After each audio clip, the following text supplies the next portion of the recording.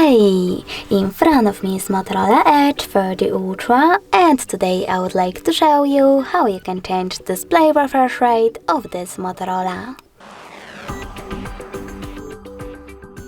First of all, you need to access Settings and click on Display section after scrolling down.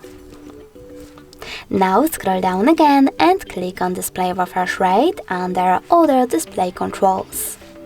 Then, in order to set up one of those options, just click on it.